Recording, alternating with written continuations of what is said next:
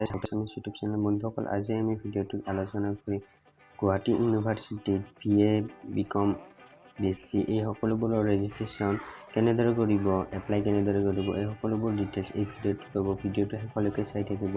বন্ধুসকল, প্ৰথমতে আপোনালোকে গুৱাহাটী ইউনিভাৰ্চিটি বুলি গুগলত চাৰ্চ কৰি দিব আৰু গুগলত চাৰ্চ কৰাৰ পাছত এনেকুৱা এখন ইণ্টাৰফেচ অ'পেন হ'ব। ইয়াত যিটো প্ৰথম লিংক দিয়া আছে এইটোত আপোনালোকে ক্লিক কৰি দিব। মই ইয়াত ক্লিক কৰি দিছোঁ, এইটো ক্লিক কৰি দিব। এইটো ক্লিক কৰি দিয়াৰ পাছত এনেকুৱা এখন ইণ্টাৰফেচ অ'পেন হ'ব।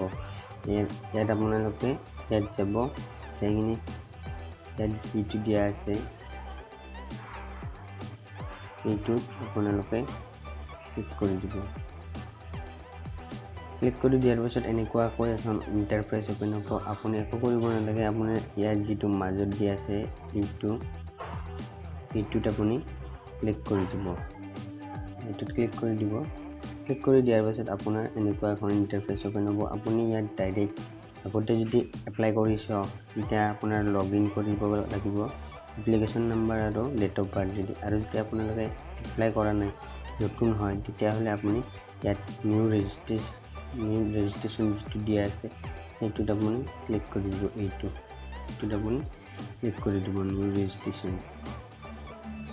ক্লিক কৰি দিয়াৰ পিছত এনেকুৱা এখন ইণ্টাৰফেচ অ'পেন হ'ব। ইয়াত আপোনাৰ candidate name, mother's name, father's name, email ID, gender, religion, nationality, student, এই সকলোবোৰ ডমিচাইল ষ্টেট, এই সকলোবোৰ ইয়াত দিয়া আছে। এইখন আপোনালোকে ফৰ্ম ফিল আপ কৰিব লাগিব। আপোনাৰ কি নাম হয় আপুনি নামটো ইয়াত দিব, আপোনাৰ মাদাৰ্ছ নেম, আপোনাৰ ফাদাৰ্ছ নেম, আপোনাৰ ইমেইল IDটো, জেণ্ডাৰটো, ৰিলিজন, নেশ্যনেলিটিটো ইণ্ডিয়ান হয়, তাৰপিছত আপোনাৰ ষ্টুডেণ্ট কেটেগৰীটো দিব লাগিব, ডমিচাইল আছাম অলৰেডি আছে, আপোনাৰ ডেট অফ বাৰ্থটো ইয়াত দি দিব লাগিব। তাৰপাছত আপুনি আপোনাৰ ইয়াত মোবাইল নাম্বাৰটো দি দিব লাগিব। আৰু যদি আপুনি আগতেও অনলাইন ৰেজিষ্ট্ৰেশ্যন কৰি থৈ দিছে তেতিয়াহ'লে আপুনি এইটোত টিক মাৰ্ক দিব, আৰু যদি কৰা নাই তেতিয়া নিদিলে হ'ব। তাৰপিছত আপুনি ইয়াত আহিব, আপোনালোকে ইয়াত দেখা হ'ব আপোনাৰ ছিজনটো দিয়া আছে। ইয়াত আপুনি আপোনাৰ ছিজনটো দিব, আপোনাৰ ডিগ্ৰী টাইপ, তাৰপাছত আপোনালোকে আণ্ডাৰ গ্ৰেজুৱেশ্যন দিব, তাৰপিছত আপোনাৰ কেটেগৰীটো অলৰেডি চিলেক্ট হৈছে, তাৰপিছত আপোনাৰ ডিগ্ৰীটো ছেমিষ্টাৰটো কলেজ টাইপ, তাৰপিছত প্ৰিভিয়াছ এক্সাম আৰু কি দিছে আদাৰবোৰ সেইটো দিব। তাৰপিছত আপোনাৰ এতিয়া কলেজৰ অট'মেটিক আপোনাৰ গুৱাহাটী ইউনিভাৰ্চিটিত আণ্ডাৰত থকা কলেজবোৰৰ নাম দিব, আপোনাৰ কলেজৰ নামটো ইয়াত এণ্টাৰ কৰি দিব। তাৰপিছত আপোনাৰ ছাবজেক্ট অৰ্থাৎ আপুনি কোনটো মেজৰ লৈছে সেইটো আপুনি ফিল আপ কৰি দিব। তাৰপিছত আপুনি ইয়াত HSLC ৰোল নাম্বাৰ অৰ্থাৎ মেট্ৰিকৰ যিটো ৰোল নাম্বাৰ সেইটো আপুনি দিব লাগিব, আৰু মাৰ্কশ্বিটৰ যিটো চিৰিয়েল নাম্বাৰ সেইটো দিব লাগিব। তাৰপিছত আপুনি কেতিয়া HSLC পাছ কৰিছে সেইটো আপুনি ইয়াত এণ্টাৰ কৰি দি, তাৰপিছত এইবোৰ হোৱাৰ পাছত আপোনালোকে ফৰ্মখন ভালদৰে চাব। তাৰপিছত আপোনালোকে এই ৰেজিষ্ট্ৰেশ্যনত ক্লিক কৰি দিব। বন্ধুসকল, ৰেজিষ্ট্ৰেশ্যনত ক্লিক কৰি দিয়াৰ পাছত আপোনালোকৰ এনেকুৱা এখন ইণ্টাৰফেচ অ'পেন হ'ব। আপোনালোকে ইয়াত যিটো টিক দিয়া আছে আপোনাৰ ক্লিক হেয়াৰ লগ ইন, ইয়াত আপুনি ক্লিক কৰি দিব। তাৰপিছত ক্লিক কৰি দিয়াৰ পাছত এনেকুৱা এখন ইণ্টাৰফেচ অ'পেন হ'ব। আপোনালোকে ইয়াত আপোনাৰ যিটো এপ্লিকেশ্যন নম্বৰ আৰু আপোনাৰ ডেট অফ বাৰ্থটো দি আপুনি লগ ইন কৰি ল'ব।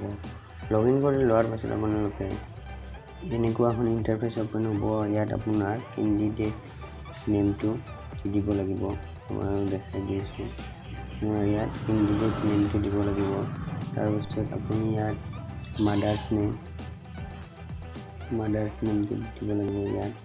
তাৰপিছত আপোনাৰ ফাদাৰ্ছ নেম ইয়াত আপোনাৰ মাদাৰ্ছ নেম, ইমেইল ID, তাৰপিছত আপুনি প্ৰথমতে যিবোৰ কৰিছিলে সেইবোৰ ইয়াত দিব লাগিব। দিয়া হোৱাৰ পাছত আপোনাৰ এই সকলোবোৰতো আগতে দিয়া আছিল অলৰেডি, ইয়াত আপডেট আহি গৈছে।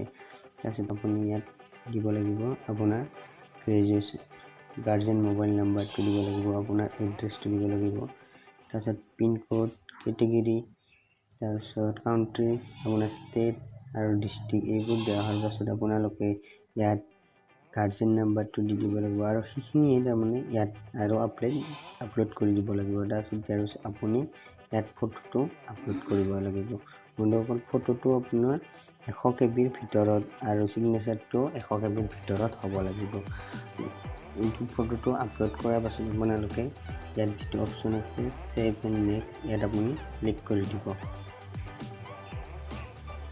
ছেভ এণ্ড নেক্সটত ক্লিক কৰি দিয়াৰ পাছত আপোনাৰ এনেকুৱা এখন ইণ্টাৰফেচ অপেন হ'ব। আপুনি ইয়াত যিখন এপ্লাই কৰিলে তাত ইয়াত ডকুমেণ্টছবোৰ আহি যাব। আপোনাৰ একো কাম ইয়াত আপোনাৰ আছে টোটেল এমাউণ্ট, আপুনি এমাউণ্টটো পে' কৰিব লাগিব।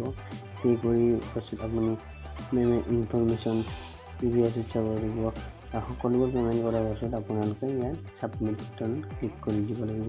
Application and submitted, accepted and submitted, ইয়াত আপুনি ক্লিক কৰি দিব। ক্লিক কৰি দিয়াৰ পাছত এনেকুৱাকৈ এখন ইণ্টাৰফেচ অপেন হ'ব। আপুনি অনলাইন পে' কৰিব, কলেজ লেভেলত ক্লিক কৰিব, পে' কৰিব, আপোনাৰ সেইটো আপুনি ইয়াত দি দিব। পে' কৰা হোৱাৰ পাছত আপোনালোকে এপ্লিকেশ্যন ছাবমিটেডৰ ইয়াত যিটো অপশ্যন দিয়া আছে আপুনি ইয়াত ক্লিক কৰি দিব। এতিয়া পে' কৰি দিয়াৰ পিছত আপোনালোকৰ এনেকুৱা এখন ইণ্টাৰফেচ অপেন হ'ব। ইয়াত আপোনাৰ দিয়া আছে ডাউনলোড ফাইল ৰেজিষ্ট্ৰেশ্যন ফৰ্ম, ইয়াত আপুনি এইটো আপোনাৰ দেখাই দি আছোঁ, এইটোত আপুনি ক্লিক কৰি দিব। ক্লিক কৰি আপোনাৰ এপ্লিকেশ্যন ফৰ্মখন ডাউনলোড কৰিব পাৰিব। লগৰ ভিডিঅ'টো চাই ভাল পালে লাইক কৰিব, শ্বেয়াৰ কৰিব, আমাৰ চেনেলটো ছাবস্ক্ৰাইব কৰিব। ভিডিঅ'টো চোৱাৰ বাবে ধন্যবাদ।